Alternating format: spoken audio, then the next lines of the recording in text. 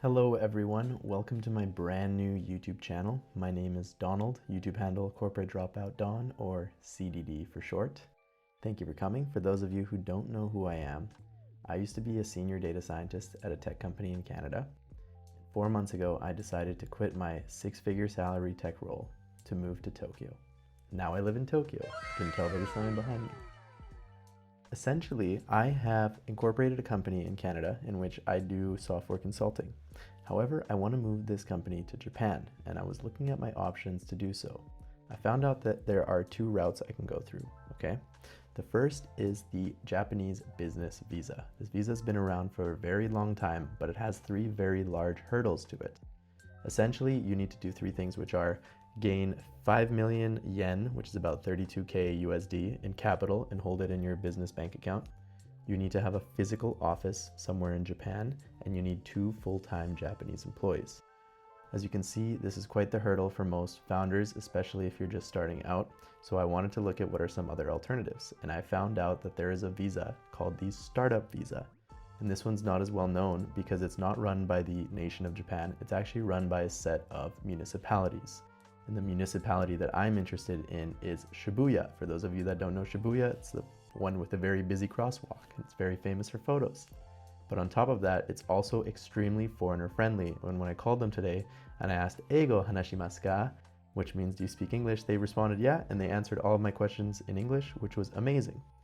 Here's why this visa is important.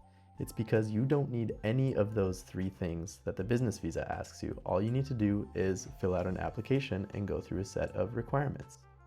And so I'll show you here. This is their website, shibuya-startup-support.jp/startup visa. You can read through all of this, or you can just go directly to the bottom and figure out what you need to prepare to apply for the visa. And this is all the information you actually need. So this is actually updated as of January. It's now a 2-year startup visa. You have to have a business idea within one of these industries. So for me, that would be information technologies. And it has to contribute to the Shibuya economy somehow. Next steps are to prepare these 10 documents. I'm not going to go over them in detail, but essentially they are just information on you and what kind of startup you want to create. Once you finish making all of them, you just email them to this email down below. Very simple. There's a couple of things to note with this visa though that you have to do. One of the things is you have a monthly interview with a representative from the city of Shibuya. This is to prove that you are making progress towards your startup and you're not just using the visa for malicious activity, which I hope none of you are. And if these interviews go well, you'll continue on the path. And the second thing is, once your term is up, the 2 years, you will have to renew to a business management visa, which is the one I described at the start with the capital, the office, and the employee requirements. However, I think 2 years should be enough time for you to figure out whether you want to live in Japan or be able to meet these requirements, hopefully. And so this is an excellent opportunity for founders that are very new and you want to somehow find a way to build a company in Japan. Please check out this visa. They are very easy to contact. They respond in English. You have all of this information in the website. If you guys have any further questions about this visa, please reference this page first. Otherwise, you can reach out to me. I am making this YouTube channel to provide information on being a founder and, more importantly, being a founder in Tokyo.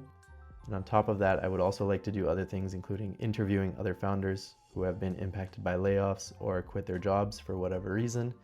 So if you guys would love to get in touch, please use my social media below. If you have any suggestions on videos you'd love to see related to being a startup founder, I would love to hear them and take in your feedback. Otherwise, I look forward to seeing you in my future videos. Don't forget to like and subscribe because that really helps my channel grow. So that way I can get more information to you guys out there faster. Till next time, bye-bye.